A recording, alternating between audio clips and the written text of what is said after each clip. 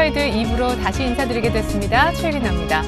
버냉키의 양적 완화 지속 발언, 이것이 키프로스 우려를 날려줬으면 하는 바람이 있었던 날이었는데 날려주는 정도는 아니네요. 키프로스 우려는 아직까지 바닥에 형성이 돼 있고요. 어디 가지 않았습니다. 그리고 버냉키 호재도 시장을 크게 압도할 만한 영향력은 주지 못하고 있는 가운데 코스피는 강보합권 1970선 안착을 못 시키고 1960선 초반에서 조금만 오르고 있습니다. 코스닥도 역시 550선 안착은 조금 버거워하는 그런 눈치인데요. 하지만 전일 대비 코스피 시가총액 상위 종목들, 특별히 오늘 화학주들이 힘을 제법 내고 있는 것도 아주 인상적인 모습으로 보여집니다. 자, 방금 들어온 속보가 하나 있어서 좀 전달해 드리겠는데요. 북한에서 공습 경보를 자체적으로 발령했다고 합니다. 키르졸브 훈련 이후에 이런 움직임, 그리고 전일 사이버 테러가 있었는데 역시 배후로 추정이 되고 있는 배경 가운데 하나인 북한에서 이런 나름대로 자체적인 공습이 내려졌다는 소식에 오늘 우리 방산 테마도 다시 좀 움직이고 있다는 소식 같이 연결돼서 좀 전달을 해드리고자 합니다. 자, 계속해서 출발 증시와이드 2부의 주요 코너들 화면을 통해서 먼저 확인해 보시죠.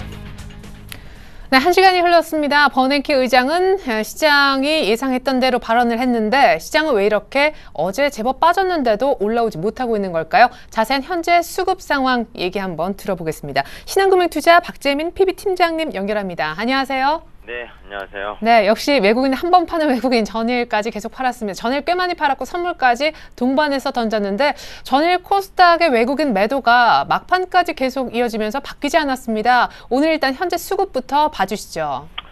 네, 말씀하신 대로 미국의 양적 완화 지속 정책에 대해서 지속하겠다. 결국에는 그 버냉키가 발언을 작년에 했었던 인플레이션 목표 2.5% 그리고 실업률 6.5% 이하로 내려가지 않으면은 결국엔 양적 완화를 지속하겠다는 거예요. 근데 기본적으로 실업률 전망에 대해서는 조금씩 좋아지고 있습니다. 즉 전망이 낮아지고 있다는 거고 그것은 미국 경제가 회복하고 있다는 것을 방증하고 있다고 보시면 될 것 같습니다. 미국 얘기는 사실 뻔한 얘기였기 때문에 더 이상 드릴 말씀은 없을 것 같고요. 오늘 수급 상황 외국인 오늘 1,000억 가까이 팔고 있습니다. 950억 현물 시장에서 팔고 있고요. 개인이 616억 그리고 기관이 313억을 사고 있는데 기관이 투신권에서 들어오는 거 역시 찜찜합니다. 투신권 항상 단기적으로 들어온다고 말씀을 드렸는데요. 지수가 많이 빠지고 어제 1960선이 무너지고요. 최근에 하학업종도 거의 하루 이틀 빼고는 20거래일 연속적으로 떨어진 종목들이 많았거든요. 그런 종목군에 대해서 오늘 반발 매수세가 들어와서 강하게 보인다. 즉 이제 더 이상 파는 세력이 그다지 크지 않은데 거기에다 대고 조금만 사주니까 3%에서 5%대 급등이 사실 하학주에서 나오는 건데요. 역시 단발성이라고 일단 보고 있습니다. 외국인은 그 하학업종마저 200억을 팔고 있고요. 기관이 240억을 사고 있습니다. 전기전자 업종에 가장 외국인 매도가 많이 나오고 있고요. 즉 삼성전자를 매도하고 있는 거겠죠. 최근에 외국인이 거의 5거래일 연속 동안 2조 원 가까이 현물을 팔았는데 삼성전자 물량이 거의 70% 이상이 넘습니다. 그만큼 삼성전자에 대한 어떤 외국인의 매도가 계속 진행되고 있다는 것을 얘기하고 있는 거다 이렇게 보시면 될 것 같고요. 키프로스 사태가 아무래도 국내 금융업종에 대한 외국인 매도 시그널을 계속 보이는 것 같습니다. 금융업종도 최근에 대형주 신한지주나 KB금융, 하나금융지주 계속 약세 모습을 보이고 있는데요. 개인만 사고 있고 외국인은 팔고 있고 기관은 보수적으로 대응을 하니까 이렇게 계속 약세 흐름을 이어나간다 이렇게 보시는 게 맞을 것 같습니다. 오늘도 선물 시장에서 외국인의 소폭이나마 매도를 하고 있습니다. 한 450억 정도 매도를 하고 있고요. 시장 베이시스는 이제 6월말 초반인데도 불구하고 계속 안 좋습니다. 즉 비차익 쪽에서 외국인 매도가 현물 쪽으로 나오고 있고요. 차익 쪽에 대해서는 금융투자, 증권 물량이 나오고 있다. 각각 한 350억과 400억 정도 나오고 있다고 일단 판단을 하고 있습니다. 코스닥 살펴보겠습니다. 말씀하신 대로 어제 외국인이 종가까지 또 팔았고요. 하루 만에 또 매도세로 돌변했다가 오늘은 매수세로 다시 나오고 있습니다. 근데 그동안 많이 샀었던 IT 종합, 즉 IT 부품주들을 사는 게 아니라 오늘은 오락문화 그리고 소프트웨어 그리고 제조업종 이런 쪽으로 좀 매기가 많이 몰리고요. 그다지 수급이 그렇게 강력하지는 않습니다. 개인과 기관이 또 각각 팔고 있고요. 사실 쌍끌이 매수, 기관과 외국인이 같이 들어와야지 수급의 연속성이 계속 보일 텐데요. 코스닥도 역시 550선을 오고 나서는 어떤 주체 세력의 수급의 연속성이 지금 사라졌다는 겁니다. 그만큼 코스닥도 좀 상당히 좀 조심해야 할 구간임은 분명하고요. 기본적으로 수급의 논리에 의한다면은 사실 지금 한 템포 쉬는 그런 전략이 계속 필요하다고 강조드리고 싶습니다. 예. 자, 그럼 외국인 기관 개인의 속내는 무엇일지 전일 그리고 사실 기관도 물론 매수에 살짝 가담하긴 했었지만 개인이 훨씬 더 많이 바쳤던 것 같습니다. 코스닥의 개인의 매수세가 제법 많은 것은 두말할 나위가 없고요. 개인은 지금 그냥 근저감이라고 해야 돼요. 근거 없는 자신감. 지금 매수하면 분명히 이길 거야, 수익을 날 거야 라고 강력하게 믿고 있는 것 같아요. 네, 그렇습니다. 저도 말씀을 드렸지만 하방은 유동성에 의해서 좀 경직이 돼 있다. 즉 하방은 상당히 경직이 만들어지는 장이고 상방 쪽은 즉 상승 쪽은 업황 쪽이 워낙 힘들다 보니까 몇몇 종목을 제외하고선 역시 제한돼 있다. 박스권을 많이 유지하는 모습을 계속 말씀을 드렸습니다. 그러다 보니까 개인 같은 경우에는 1900 중반까지 내린 지수 때 연초 2050에서 거의 무려 100포인트 빠졌는데 이제 잡아도 충분할 거야. 박스권이니까 이런 어떤 속내를 좀 나타내고 있는 게 아닌가 생각이 됩니다. 실질적으로 2월 중순부터 외국인 매수세가 좀 들어오면서 지수를 견인할 때는 개인이 상당히 시장에 참여를 안 하다가 지금 3월 7일부터 외국인이 10일 거래일째 매도함에도 불구하고 개인 같은 경우에는 3월 7일부터 적극적으로 매수에 가담하는 모습을 사실 보이고 있다는 게 상당히 주목해야 할 부분입니다.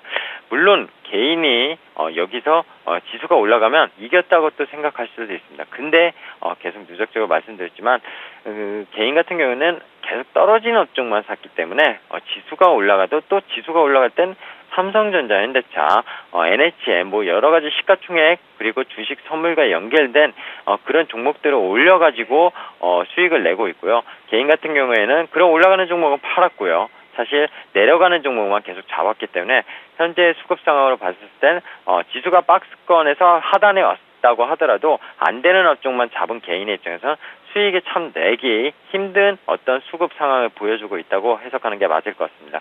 외국인은요, 어제도 말씀드렸지만 한 번 현물을 팔기 시작하면 끝을 본다고 말씀을 드렸습니다. 근데 지금 뭐 뱅가드 물량 이슈도 계속 나오고 있는데요. 정확히 뱅가드 물량이 나오고 있는 거는 사실이지만 그 물량이 추정치가 얼마나 되는지는 항상 지나고 나서 집계가 되고 있고요. 지금은 이렇게 생각하시면 될 것 같습니다.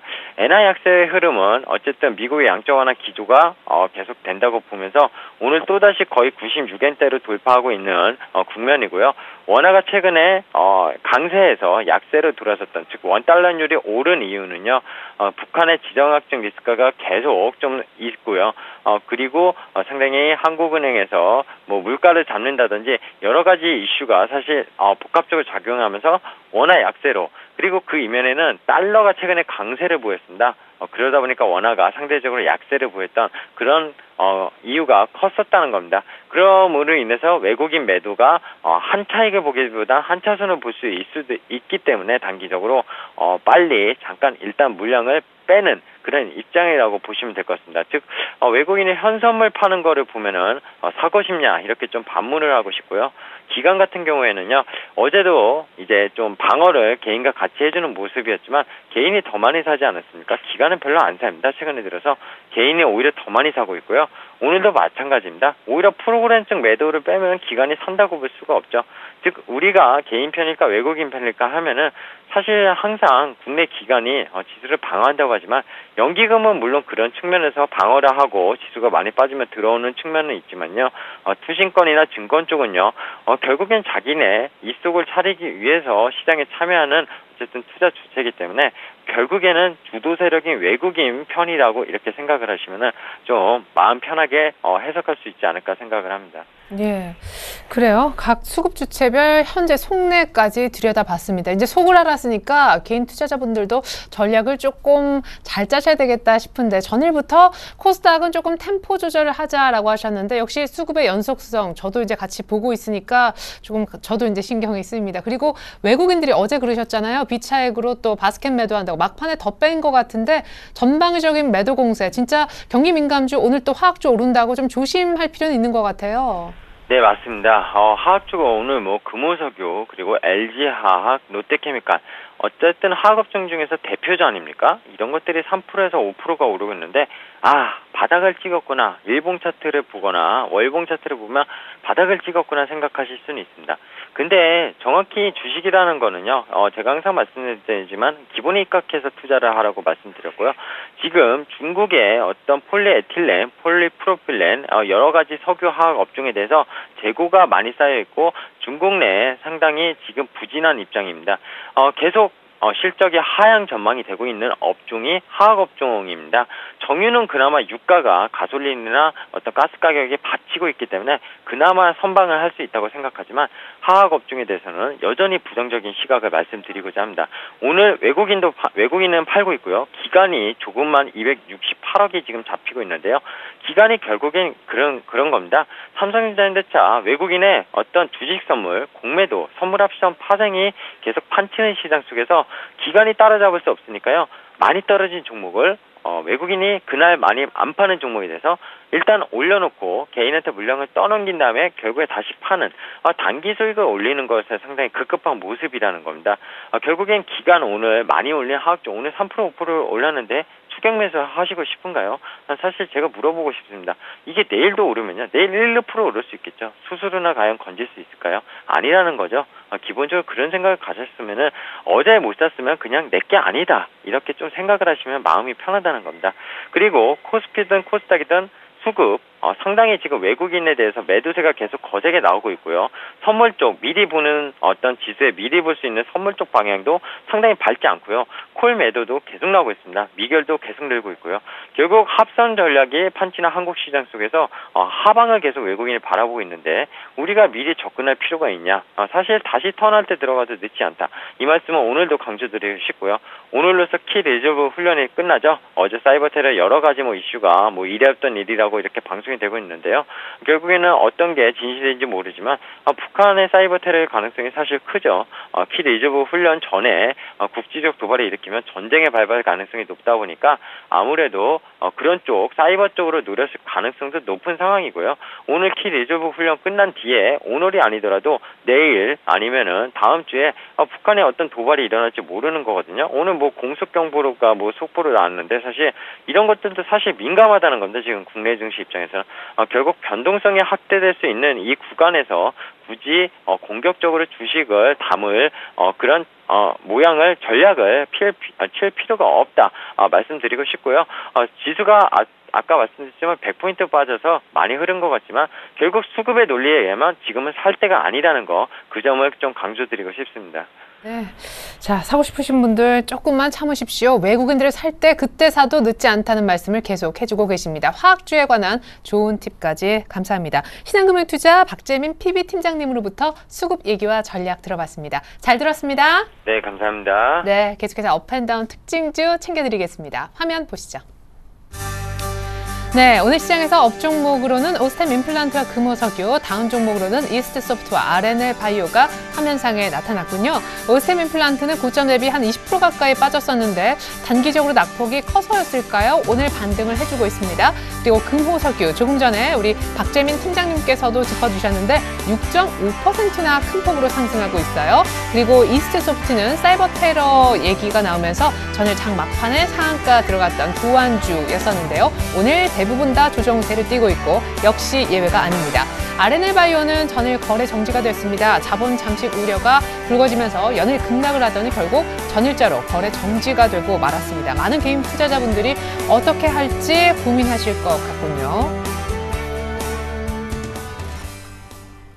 네, 그렇다면 이들 종목에 대한 대응 전략까지 같이 한번 짜볼까요? 오늘은 HMC 투자증권으로 가겠습니다. 최희승 차장님 만나볼게요. 안녕하십니까, 차장님? 네, 안녕하세요. 네, 오늘 업종목인 오스템 임플란트와 금호석유. 공통점이라면 정말 오래간만에, 금호석유는 정말 오래간만에 오른다라는 것일 텐데요. 네, 맞습니다. 지금 앵커님 말씀하실 때 저도 좀 약간 재미있었는데요. 정말 오랜만에 오르고 있습니다. 금호석유, 그리고 이제 좀 단기적으로 낙폭이 컸던 오스템 임플란트, 사실은 뭐 어떤 특별한 악재가 없었는데 기관과 외국인들 이제 매물이 쏟아지면서 최근에 한 4일 정도 음봉이 나오면서 이제 단기적으로 크게 낙폭을 키웠던 모습인데요. 오늘은 오랜만에 거래량이 다시 늘어나면서 지금 현재는 외국인들 매수 해주고 있는 그런 모습입니다. 그래서 지금 현재로서는 뭐 추가적으로 이제 수급만 더 붙어준다 그러면 단기 낙폭은 어느 정도 추가적으로 더 기술적 반등이 더 일어날 수 있는 구간이라고 생각이 되고요. 그리고 이제 금호석유 같은 경우에는 정말 그동안의 화학주 전반적으로 이제 업황이 상당히 좀 안 좋았던 부분 때문에 굉장히 좀 좋지 못한 모습이었는데, 오늘 오랜만에 기관 수급이 붙어주면서 지금 바닥에서 좀 탈출을 하는 그런 분위기입니다. 지금 업황을 조금 이제 살펴보게 되면은, 현재 그 금호석유 같은 경우에는 뭐 이제 그 금호석유뿐만 아니라 이제 업황 전체적으로 이제 재고 물량이 아직도 이제 청산이 다 완료되지 않은 상황이고, 지금 그 보고서들을 좀 읽어보게 되면은 4월 중순 이후에 좀 업황 반등이 좀 있을 것 같다라는 그런 내용들이 이제 대다수를 차지하고 있는데, 아마 그런 부분에 대한 기대감도 오늘 그 시장에서 반영이 좀 되고 있는 모습이 아닌가 생각을 하고요.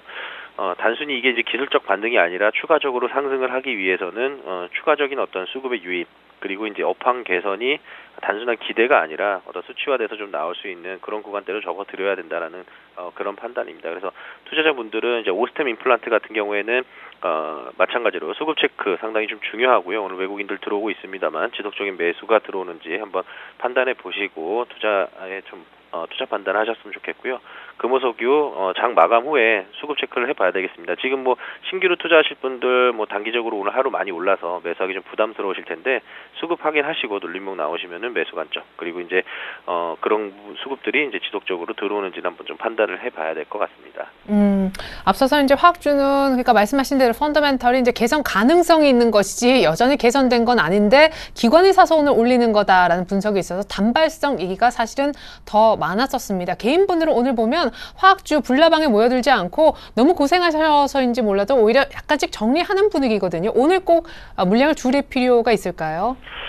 지금 최근에 수급을 보게 되면 금호석유 한 뭐 8일 정도 개인들이 계속 매수를 했는데, 오늘 오랜만에 지금 현재 뭐 기관이 현재까지 집계된 거로는 한 44,000주 정도 좀 매수, 외국인이 28,000주 매도인데, 그럼 나머지 물량은 개인들이 매도라고 볼 수 있습니다. 따라서 개인분들 오늘 뭐 짧게 뭐 단타로 소위 말해서 들어오신 분들 같은 경우에는 일부 매도 물량이 좀 나오고 있는데요. 지금 뭐 매도하실 분들 같은 경우에는 뭐 자리가 뭐 나쁘진 않습니다. 오늘 뭐 위에 한 10만 7천 원 정도에도 저항선이 조금 내려오는 그런 모습이라서 일부 물량 정리하시는 거, 뭐 최근에 매수하신 분들 같은 경우에는 좀 정리하시는 것도 한 방법이겠고요. 앞서 말씀드린 대로 추가적으로 수급이 계속 붙어준다 그러면 다시 한번 좀 그때 가서 재매수를 하시는 것도 하나의 방법이라고 볼 수 있겠습니다. 예, 알겠습니다. 이번에는 다운 종목인 R&L 바이오하고요. 이스트 소프트 보겠습니다. 사실 분위기는 사뭇 다른 다운 종목 두 개인데 이스트 소프트부터 가보죠. 어제 보안주, 어제 뭐 은행에서 돈 찾진 않으셨겠죠? 굉장히 전국을 들썩이게 만들었던 소위 사이버 테러라는 형용사가 붙고 있는데 오늘 시작부터 별로 분위기가 안 좋았었고 지금 낙폭이 더 커지고 있는데 보안주 대응법도 알려주십시오. 네, 그렇습니다. 어제 저도 뉴스를 계속 보다 보니까 상당히 좀 비중 있게 어제 사이버 테러와 관련해서 이제 뉴스에서 상당한 시간을 할애하고 있었는데요.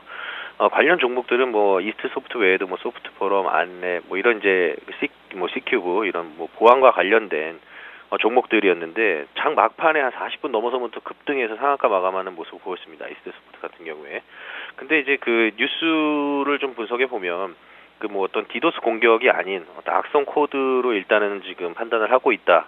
따라서 어제 뭐 장중에는 뭐 이스트 소프트는 뭐 이제 RGB라던가 이런 이제 우리가 흔히 접할 수 있는 그런 악성 코드 치료와 관련된 프로그램을 지금 개발하는 회사인데요. 그래서 오늘 좀 기대를 했습니다만 어제 단기간의 급등에 따라서 최근에 이제 물량을 좀 매집을 하신 분들 같은 경우에는 좀 차익 실현이 장 초반부터 좀 강하게 나오면서 오늘 어제 전일 그 거래량을 넘어서는 매도 물량이 좀 나오고 있다. 하지만 이런 부분들은 이제 단기 매물 출회라고 저는 판단이 되고요. 조금 기업을 좀 더 안을 깊숙이 들여다보게 되면은 최근에 이제 이스트소프트 같은 경우에는 이제 줌닷컴이라는 그런 이제 검색 그 사이트를 이제 운영을 하고 있는데 이런 부분들이 지금 MS가 시장 점유율이 지금 1%가 좀 안 됩니다. 근데 올해 목표치는 1%를 좀 넘게 만약에 진행이 된다 그랬을 때는 주가는 미래 성장성을 기반으로 해서 추가적으로 주가는 더 갈 수 있다라고 보고 있고 또 한 가지는 카발 온라인 2라든가 이런 신규 게임들이 이제 런칭이 돼서 본격적으로 이제 매출이 나온다 그러면 지금 현재 시가총액은 굉장히 지금 저평가돼 있다라고 판단을 할 수 있기 때문에 미래 성장성을 봤을 때는 만약에 오늘 지금 현재 낙폭이 한 7% 정도 지금 빠지고 있는 상태에서 조금씩 빠질 때마다 좀 매수하는 전략을 오히려 말씀을 드릴 수 있겠습니다. 네, 감사합니다. 이스트소프트는 오히려 성장성 얘기 지금부터 조금씩 사보자라는 전략까지 들어봤습니다. 자, 문제 RNL 바이오 그 어떤 이유도 아닌 자본 잠식 때문에 지금 감사 의견 비적절성 이것 때문에 조회 공시 들어가는데 이거 답변이 언제 나옵니까? 거래 정지가 언제까지 되는 거예요? 네, 일단은 그 답변은 기업 측에서 바로 답변을 해줄 수도 있고요. 내지는 이제 그 기한까지 오늘 장 마감 후에 나올 가능성이 좀 높다고 판단이 되는데요. 일단은 지금 거래 정지가 돼서 지금 현재는 거래가 되지 않고 있는 상황입니다. 그래서 지금 감사 의견이 비적정 당연히 적절하게 나오면 그게 더 이상한 거겠죠. 예, 그래서 비적정설에 관련해서 이제 조회 공시가 나왔는데 최근에 이런 이제 감사 의견과 관련해서 코스닥 종목들이 조금 이제 많이 지금 3월달, 4월달 초까지 이제 상당히 좀 많이 움직일 텐데 최근에 보면은 이제 CNK 인터라던가 이런 종목들 4년 3분기 동안 적자 났다가 갑자기 흑자 전환 해주면서 관리 종목 탈피와 그런 사유도 좀 나오고 모르겠습니다. 사실 RNL 바이오 실체적으로 어떤 매출이 지금 확 나오는 그런 상황은 아니기 때문에 자본 잠식 당연한 얘기겠고요. 다만 어떤 특별한 이슈에 의해서 내부적으로 어떤 회계에 의해서 다시 재무 구조가 조금이라도 좀 개선된다고 나왔을 때 그런 식으로 이제 답변이 나왔을 때는 주가가 단기적으로 좀 반등을 할 수는 있겠습니다. 다만 지금 최대 주주였던 라정찬 회장이 이제 소위 말해서 이제 손을 떼는 그런 모습들을 최근에 보였고 그런 부분들을 본다 그러면 사실 이런 코스닥 종목들 같은 경우에는 이제 오너 리스크가 상당히 좀 중요합니다. 근데 그런 부분들을 감안했을 때는 장기적으로 봤을 때 전망은 당연히 부정적으로 좀 볼 수밖에 없다라고 판단을 해서 답변 공시 이후에 다시 거래가 재개됐을 때 물론 방향성이 위로 매수가 축 들어오면서 올린다 그랬을 때는 좀 반등 나올 때는 좀 정리를 좀씩 해가는 전략이 좀 맞지 않겠나. 예, 요즘에 이런 종목들 말고 좋은 종목들 많지 않습니까? 다른 종목으로 좀 교체하는 그런 전략. 결국은 이제 결론을 말씀드리면 이제 매도로 말씀드리도록 하겠습니다. 네, RNL 바이오 답변 공시 지금 마감 그 데드라인은요 내일 오후 6시까지인데 오늘 마감 이후 또 나올지 한번 체크해 보시면 좋겠습니다. 최희순 차장님의 업앤다운 종목 대응법까지 챙겨드렸습니다. 감사합니다. 네, 고맙습니다.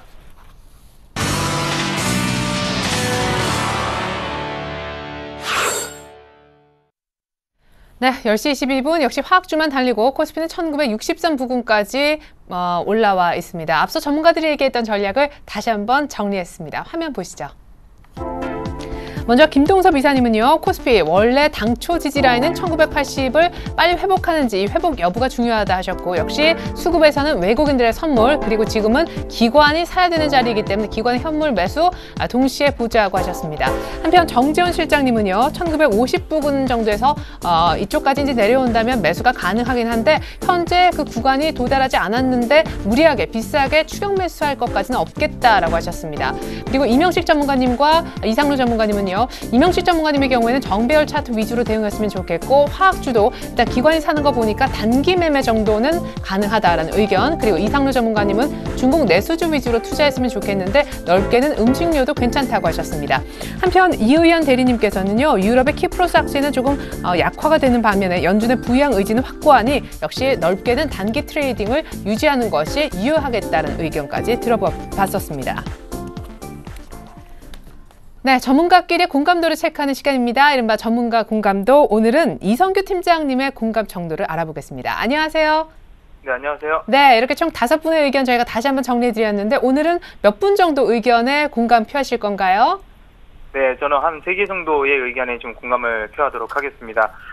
일단 첫 번째 같은 경우는 1980선의 회복이 굉장히 중요하다라고 저도 공감하고 있는데요. 왜 그러냐면 사실 그 전일 같은 경우 그러니까 1980선을 이탈하고서 그 다음날 개파락으로 떨어진 날이 있습니다. 그날이 언제였냐면 3월 18일이죠. 이날부터 증시 자체는 좀처럼 회복을 못하고 있는데 그 구심점에 누가 있었냐면 바로 삼성전자에 대한 차익 매물이었고 외국인들의 매도 공세가 강해졌던 구간이다라고 이렇게 볼 수가 있겠습니다. 그래서 사실상 그 선물 기관들의 매수 체크가 굉장히 중요하다라고 이렇게 볼 수가 선물 그리고 기관 외인 선물과 그리고 기관들의 현물의 매수 체크가 상당히 중요하다는 점 말씀드릴 수 있겠고요. 그다음에 이제 중국 관련주들에 대해서 좀 이렇게 관심을 가져보자라고 볼 수가 있겠는데 이유 중 하나는 보통 일반적으로 우리가 전인대라고 하면 전인대 기간에 이 중국 관련주들이 상승한다라고 이렇게 보고 있지만 사실상 중국 관련주들 전인대 기간 동안 별로 상승하지는 않습니다. 오히려 하락하는 모습을 보였다가 전인대 기간이 거의 끝나는 시점 이후에 그 하락했던 폭들을 다시 한번 만회하는 그런 경향들이 있어서 단기 트레이딩 매매 관점에서 중국 관련주들 좀 이렇게 보면 굉장히 가능하다라고 이렇게 볼 수가 있겠고요. 그 다음에 이제 마지막으로는 또 뭐가 있냐면 마지막 공감 의견입니다. 유럽 악재에 대해서 이제 약화가 되고 있다라는 표시가 조금씩은 나오고 있다라고 볼 수가 있겠는데요. 그 이유 중에 하나는 뭐냐면 이제 키프로스가 물론 최근에 들어서 전 세계 증시를 좀 흔들고 있는 그런 상황입니다. 그런 상황이긴 하지만 지금 어제 같은 경우 다우지수가 장중 최고점을 도달했다가 물론 소폭 하락했지만 그 이유 중에 하나는 뭐냐면 유럽의 악재도 악재지만 결국에는 뭐냐면 미국의 경기 회복에 대해서 더 민감하다라는 것이고요. 특히나 그 버냉키 의장의 발언 자체에 굉장히 긍정적으로 시장이 반응을 했다라는 점이 지금 유럽 악재는 좀 약세로 좀 이렇게 들어가고 있다라고 이렇게 보시면 되겠습니다. 그래서 미국의 연준의 그 부양 의지가 좀 중요하다는 측면이고 또 추가적으로 하나를 말씀드리자면 이 키프로스 같은 경우 그제 금융 규모가 그렇게 크진 않지만 문제는 이제 최대 채권 국가인 이제 독일이 문제입니다. 독일이 양보할 생각을 안 하고 있는데 그동안 EU 연합에서 어떻게 보면 유로존 문제에 대해서 좀 소외돼 있었던 이 러시아가 키프로스의 그 구시금융에 대해서 적극적으로 좀 참여할 것으로 예상이 되고 있습니다. 소외되었던 부분들을 좀 만회하려는 노력이 있기 때문에 키프로스는 최악의 상태로 보내지 않을 것이다. 그리고 그런 것들에 대해서 눈치를 보는 독일도 역시나 그 키프로스에 대해서 무조건적으로 압박을 놓지는 않을 것이다라고 말씀드리면서 그런 부분들에 대해서는 단기 트레이딩 관점이 유효하다라고 보시면 되겠습니다. 예. 자, 그러면은 우리 이성규 팀장님만의 이제 전략은 어떻게 되는 건지 유럽 약화 이제 악재로 썼던 영향력이 줄어드는 데는 공감을 표하셨는데 IT를 일부 조금은 차익 실현하자 쪽의 의견을 갖고 있다고 들었습니다. 맞나요? 네, 그렇습니다. 일단 IT 관련주들이 그 고점에 굉장히 크게 도달을 했는데요. 사실 도달을 했다라는 것이 뭐 성장 전망도 많이 이제 나오고 있기 때문에 그런 점들은 측면이 있지만 우려스러운 것은 뭐냐면 고점에 있다 보니까 워낙에 시가총액들이 높아져서 사실상 그 현금화시키기가 굉장히 쉬운 종목들이 돼버렸습니다. 그러니까 말 그대로 많이 물량이 들어가 있으면 많이 나올 가능성이 이제 높다라는 그런 얘기가 되겠고요. 특히나 그 기업들 같은 경우가 일반적으로 저렇게 고점에서 큰 폭으로 흔들릴 때는 대부분 그게 마지막 고점이 되게 됩니다. 그렇기 때문에 그런 쪽에서도 역시나 외국인들 물량들이 많이 나오고 있고요. 기관들도 그동안 그런 IT 주요 섹터들에 대해서 매수세를 보이다가 말 그대로 일시적 차익이든 어쨌든 간에 많은 차익 실현 물량들을 내놓는다는 것은 굉장히 그 불안한 주가가 조성된다는 얘기이기 때문에 그런 부분들에 대해서는 역시나 여러분들이 차익 실현 전략을 좀 하시라고 좀 제시를 해드리도록 하겠습니다. 네.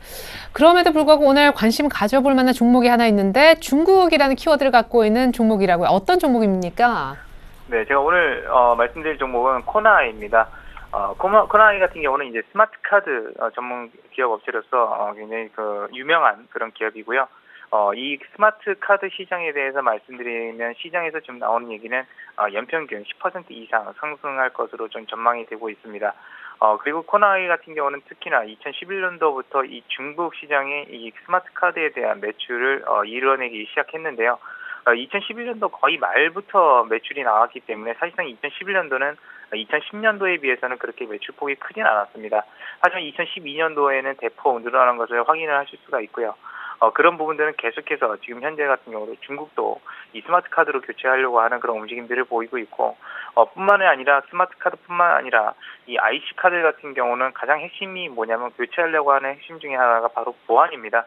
근데 어제도 물론 아직까지 원인은 규명이 안 됐지만 그 방송사들이나 금융권들의 그 사고가 일종의 한번 부각이 됐죠. 그래서 그런 부분들을 봤을 때 역시나 이런 부분들에 대한 수요는 계속해서 일어날 수 있을 것이다라고 이렇게 판단이 되고 있고요.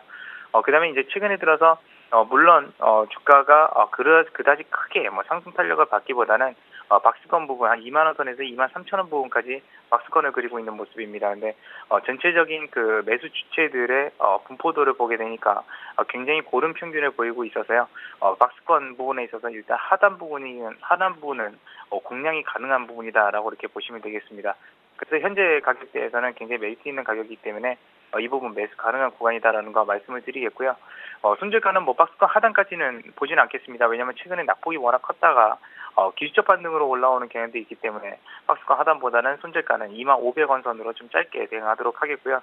목표 주가는 좀 중장기적 관점입니다.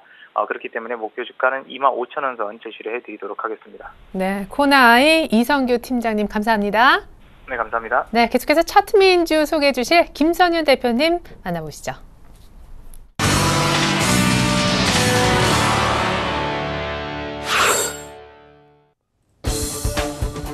네, 안녕하십니까. 김선윤의 공공신 작전 시작해보도록 하겠습니다. 시장 상황 지금 또 좋지가 않아졌습니다. 코스피가 또 마이너스 쪽으로 방향을 파랗게 틀었습니다. 지금 다시 60포인트 깨진 상황으로 1958포인트 상황을 좀 보여주고 있는 상황이고, 코스닥 역시 좀 많이 좀 내려갔네요. 0.24% 정도 좀 상승을 해주고 있는 상황입니다.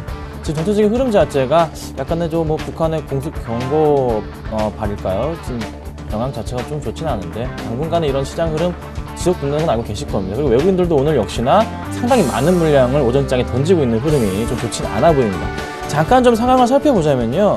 지금 코스피 같은 경우가 대우증권 쪽에서는 1930포인트까지 본다는 또 보고서를 내놓았고, 일단 다른 이제 증권사 쪽에서는 좀 더 이상 이젠 바닥이지 않을까라는 좀 보고서도 내놨습니다. 그렇다면 그 중심, 그 가운데 한 평균적으로 한 40에서 50 정도까지는 한번 지수 자체가 흔들릴 가망성은 있겠다 좀 말씀을 드려볼게요.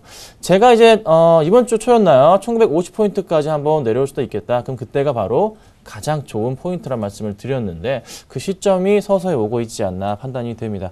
자, 현금 보유 많이 하신 분들은 적극적인 매수가 필요한 시점이라고 말씀 좀 드려볼게요. 자, 그리고 코스닥 같은 경우는 한 530포인트까지. 근데 코스닥은 쉽게 내려올 것 같지는 않네요. 그래서 코스닥 같은 경우는 IT 기술주 중심으로 한 매수가 필요하다 말씀 드려보겠습니다. 자, 그러면은 제가 이제 이번 주 추천드린 종목들 중에 자, 경동나비엔 한국항공우주라 한국콜마홀딩스가 있는데, 자, 오늘 한국항공우주가 어제 오후장에도 그랬고 오늘 오전장에도 목표가를 도달했습니다. 지금 오늘 오전장까지 해서 3.9%까지 수익이 난 상태이기 때문에 제가 목표가를 3% 잡았죠. 수익 실현하도록 하겠습니다. 축하드리고요. 자, 경동나비엔 같은 경우는 지금 현재가가 좀 많이 빠지긴 했습니다. 그래서 한 12,100원대 모습 보여주고 있는데요. 자, 이 종목 오늘 12,100원 지키지 못하면은, 만약에 종가로 12,100원 깨지게 되면은 정리를 하도록 하겠습니다. 안타깝지만 그래도 약간 좀 불안한 상황을 조금 그래도 현금을 보유해야 되기 때문에 그거 지금 인지하시고 대응하시면 될 것 같습니다. 그리고 한국콜마홀딩스 같은 경우에는 어제 추천드렸기 때문에 일단 홀딩하고 넘어가도록 하시면 될 것 같아요. 자, 그리고 오늘 제가 가지고 나온 종목 역시나 오늘도 두 가지 종목을 가지고 나왔어요. 한 종목은 자, 어버브 반도체를 제가 가지고 나왔고요. 또 한 종목은 포스코 엠텍이라는 종목을 가지고 나왔습니다. 자, 둘 다 이제 굉장히 좋은 종목들입니다. 꾸준하게 지금 상승 가능성이 있는 종목들 중에 하나이기 때문에 관심 있게 볼 필요가 있겠다. 자, 그러면 어버브 반도체부터 볼게요. 자, 이 종목은 지금 반도체 업종 중에서 가장 그래도 저평가되어 있는 그런 종목 중에 하나라 좀 말씀을 좀 드려보겠는데, 최근의 흐름상 이 종목은 아직 시가총액이 크지가 않기 때문에 686억입니다. 어제 종가 기준으로 해서요. 근데 이 종목 꾸준하게 최근 들어서 이슈를 받고 있는 이유 중에 하나, 방금 말씀드린 반도체 업황, 반도체 종목 중에서 가장 저평가되어 있고 아직 크게 사람들이 인식을 못하고 있는 종목 중에 하나입니다. 자, 이 종목 어제 같은 경우에도 밑꼬리를 좀 굉장히 좀 많이 달면서 다시 한번 주가를 21선 위로 끌어올려주면서 오늘 상승폭을 다시 한번 이끌어가고 있는 종목 중에 하나라는 거죠. 자, 이 종목 충분하게 말씀드릴 수 있는 부분은 바로 지금 전고점 부근이었던 해당하는 한 4,200원 정도까지는 무난하게 뚫고 올라갈 수 있는 그 힘이 있다고 저는 개인적으로 판단이 됩니다. 항상 지금 꾸준하게 주가가 그래도 다시 한번 가격대 메리트가 발생해주면서 사람들이 그래도 조금은 인식을 해주면서 주가가 서서히 2,800원, 3,000원 아래서부터 반등을 하고 있는 그 첫 거의 단계이기 때문에 아직 이 종목 보통 이렇게 한번 바닥권에서 움직이다가 반등을 주는 종목들은 보통 한 2배까지는 움직인 이후에 한번 좀 떨어집니다. 그런데 이 종목은 아직까지 2배까지는 안 갔어요. 이 바닥권이 2,800원인데 2배면 5,600원이죠. 최소한 그래도 5,000원 정도 아니면은 한 4,500원 정도까지는 무리 없이 가지 않을까. 그래도 이 종목은 목표가를 3%까지만 보시고서 생각하시면 될 것 같습니다. 자, 그 다음 이제 말씀드릴 종목이 포스코 엠텍입니다. 자, 이 종목 굉장히 유명한 종목입니다. 가을 투자 자문 종목 중에 하나였고요. 지분을 확 줄여가면서 주가가 큰 폭으로 하락을 했던 종목 중에 하나입니다. 여러 종목들이 있죠. 아이마켓 코리아나 웰크론 한텍 이런 종목들이 있는데 이 종목 역시 최근에 굉장히 많은 조금 시달림을 받고 있는 것 같아요. 보시면 차트 보시면 아시겠지만 계속 이 부분에서 계속적인 박스권 움직임을 좀 보여주고 있는 흐름이라는 거죠. 그리고 또 10,000원대 바로 위에 가격이기 때문에 굉장히 또 단타가 좀 심한 그런 종목 중에 하나입니다. 하지만 뭐 이 종목 관심 있게 보셔야 될 이유 중에 하나 역시나 수급적으로 굉장히 퍼펙트하다는 거죠. 자, 수급적으로 기관들 꾸준하게 지금 들어오는 모습 보이고 계시죠. 특히 보험 쪽 굉장히 강하고요. 투신권 그다음에 기타 금융 쪽 굉장히 강하고 연기금도 아직 끈을 놓지 다시 한번 않은 상황. 연기금이 그러니까 3월 초까지 매도를 굉장히 많이 했는데 다시 매수가 강하게 들어오기 시작을 했습니다. 그러면서 주가를 서서히 끌어올리고 있는 흐름입니다. 그래서 걱정할 필요 없이 이 종목도 가져가시면 될 것으로 판단이 됩니다. 꾸준하게 상승이 나온다면은 한 11,000원 정도까지는 무리 없이 갈 수 있는 종목이라고 말씀드려볼게요. 자, 그럼 제가 어떤 종목을 오늘 선택하려냐 하냐면은 오늘 저는 어버브 반도체를 조금 선택드릴까요? 어버브 반도체입니다. 이름이 조금 어렵죠? 이 종목 선택드릴까요? 지금 바닥권에서 완벽하게 지금 탈피를 하면서 다시 반등을 지금 이뤄내고 있는 그 첫 시점이기 때문에 오늘도 이 상승폭을 첫 번째 그리고 내일도 마찬가지로 한번 상승폭을 이어가 주면서 한 적산병의 흐름 패턴 그려주면서 전고점 부근인 4,250원, 4,200원 정도까지 무리 없이 한번 올라가지 않을까 판단이 됩니다. 자, 제가 말씀드리는 종목 보통 일주일 만에 3% 이상 수익 내고 있습니다. 이 종목도 역시나 현재가 매수하시고요. 목표가 3% 정도 바라보시고 대응하시면 될 것 같습니다. 자, 지금까지 김선윤의 공시 작전이었습니다. 감사합니다.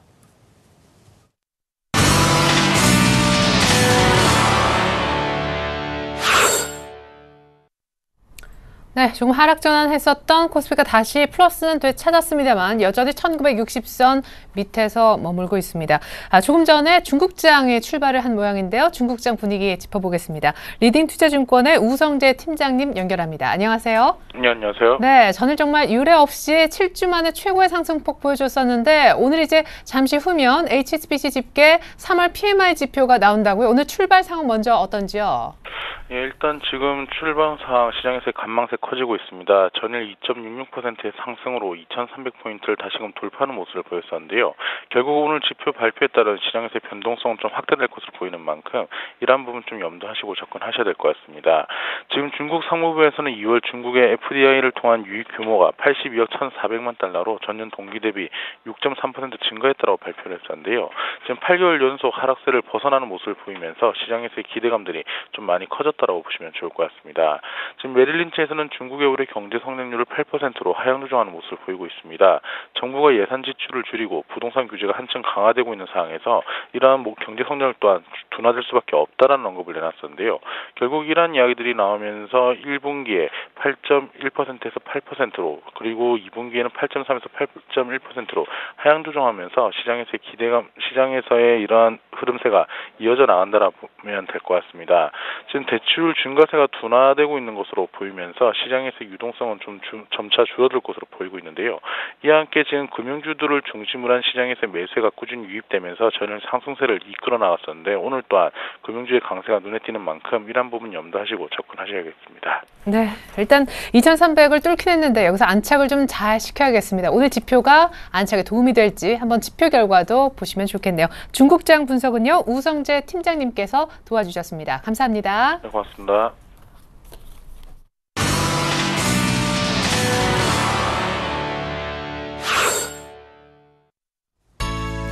안녕하세요. 이슈 정복하기 김보람입니다. 먼저 오늘 다룰 이슈들 어떤 것들이 있는지 화면으로 확인해 보겠습니다. 정치권의 차명 계좌와 거래를 전면 금지하는 입법 활동에 본격 착수됐습니다. 민주통합당은 전문가들의 의견을 검토해 이와 관련된 구체적인 입법을 추진키로 했습니다. 새누리당 역시 박근혜 정부의 핵심 과제인 지하경제 양성화를 뒷받침하기 위한 법안 발의를 서두르고 있습니다. 정부가 경기 침체에 대응해 10조 원대 추가 경정 예산을 편성합니다. 이번에 편성되는 추경 예산은 일자리와 민생 관련 사업이 집중 배정될 계획입니다. 정부는 이르면 이달 말 추경 등이 포함된 종합경제정책 방향을 발표합니다.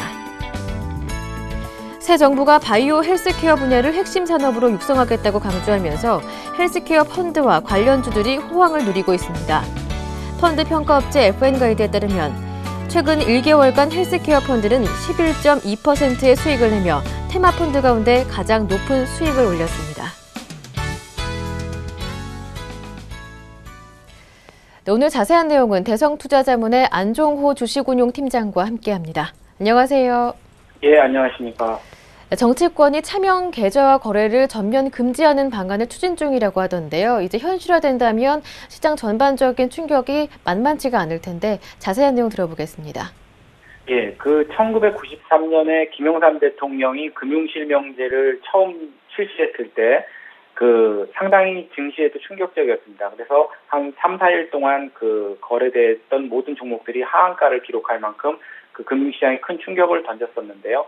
근데 지금 그 이후에 금융실명제가 많이 진행됐습니다만 대법원에서 판례를 내기를 출연자, 돈 주인에게 예금 반환 채권이 있다. 그리고 출연자, 즉 돈 주인이 예금주로 보는 예금 반환 청구권을 갖고 있다. 이런 판례가 나온 적이 있습니다. 그래서 거의 법적으로 지금 남의 명의를 빌려서 금융거래를 하는 것이 이제 어떻게 보면 그 당시 금지됐습니다만 다시 이제 시간이 지나면서 대법원에서 이런 판결이 나오면서 금융거래가 남의 명의로 통장을 이용하는 것이 허용되고 있는 그런 건데요.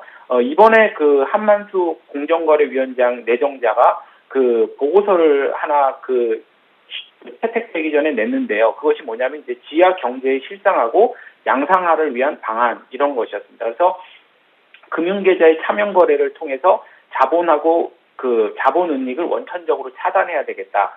이런 의견을 냈었고요. 그래서 금융실명법상 차명 거래를 불법으로 규정해서 처벌하고 민사적으로도 무효화시켜야 된다. 이런 것을 이제 이런 것들이 좋겠다라고 제언하는 거라고 합니다. 그런데 이 보고서를 보고 박근혜 대통령이 크게 공감하면서 공정거래위원장으로 내정된 것으로 알려졌는데요. 그래서 향후 이제 이런 거래가 되면 공정거래위원회에서 추진하지 않을까 이런 생각이 있고요.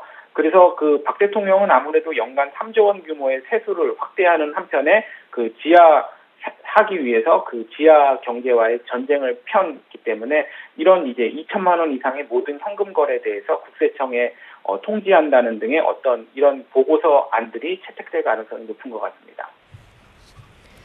정부가 경기 부양을 위해 추가 경정 예산을 편성했는데요. 구체적인 배경을 좀 더 자세하게 들어보고요. 그리고 어떠한 그 안에 방향이 담길 것인지 정책 방향도 듣고 싶습니다.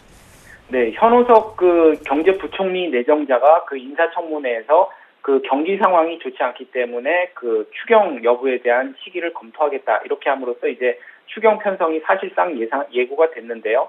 10조 원 규모의 추경이 편성이 될 것이라고 합니다. 정부가 이렇게 급하게 나서는 이유는 실물 경제 지표가 나빠지고 있기 때문인데요. 지난 2월 수출이 전월 동월 대비 8.6% 감소하고요.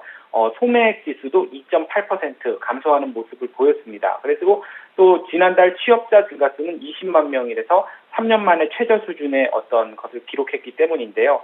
결국 이제 재원은 국채를 발행해서 마련할 것으로 보이고요.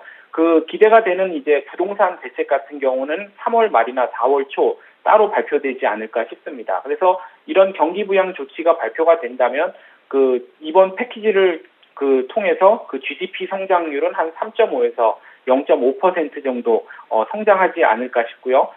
이미 정책 기대감으로 소비 심리가 반등을 했기 때문에 상반기 재정 조기 집행에 2분기 추경 집행이 나선다면 2분기하고 3분기 내수 진작 효과가 커질 것으로 기대되고 있습니다. 한편 새 정부의 지원 방침 덕분에 헬스케어 관련주 그리고 관련 펀드의 수익률이 많이 올랐다고 하던데요. 어느 정도인가요? 앞으로의 전망도 궁금합니다. 예, 펀드 평가사에 따르면은 지난 1개월 동안에 헬스케어 펀드 수익률이 11.2%로 다른 테마 펀드에 비해서 상당히 높게 나왔는데요. 같은 기간 국내 주식형 펀드는 0.8%, 그리고 해외형 펀드는 마이너스 3%를 기록한 거에 비하면 상당히 좋은 결과를 냈습니다. 이런 것들이 이제 다 새 정부가 바이오 헬스케어를 그 핵심 사업으로 육성하겠다라는 기대감으로 이제 주식시장에 반영이 되고 있기 때문인데요. 그 업종뿐만이 아니라 개별 종목으로도 다 100세 시대 도래 기대하면서 그 의료복지에 대한 정책 기대감이 큰 상황입니다. 특히 이제 중국 같은 경우도 이번에 했던 3월 초 전국 인민대표회의에서 핵심 지원 분야로 헬스케어를 선정하면서요. 관련 예산을 지난해보다 27% 큰 폭으로 이제 늘렸습니다. 그래서 그 결국 헬스케어하고 바이오는 무령화하고 개인 소득이 증가하면서 이제 제약하고 헬스케어에 대한 소비를 점점 증가시킬 것이다라는 것이고요.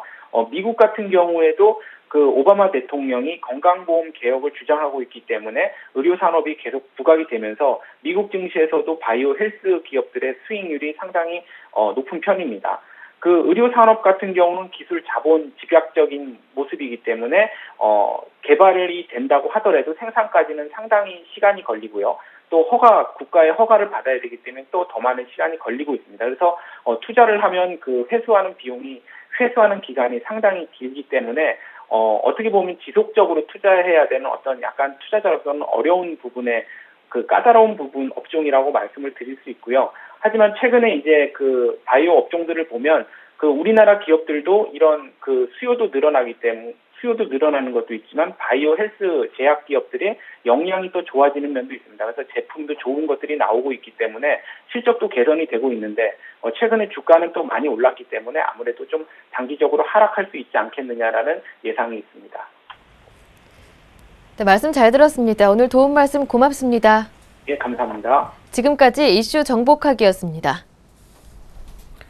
네, 중국의 3월 PMI 예상보다 좋게 나왔습니다. 50.8 정도를 예상했었는데 51.7로 이전보다는 훨씬 높게 나왔고 예상보다도 높게 나왔습니다. 때문인지 중국장 지금 곧바로 상승세를 보여주고 있고요. 무엇보다 지금 군에서는요, 키 리저브 훈련이 종료가 됐는데 북한의 국지 도발 가능성에 대비해야 된다라는 언급이 지금 속보로 나와 있는 상황입니다. 코스피 아직 1960선에서 헤매고 있네요. 상대적으로 코스닥이 조금 괜찮아 보이는 날입니다. 여러분 투자하실 때 조심하십시오. 지금까지 출발 증시 YD였습니다. 고맙습니다.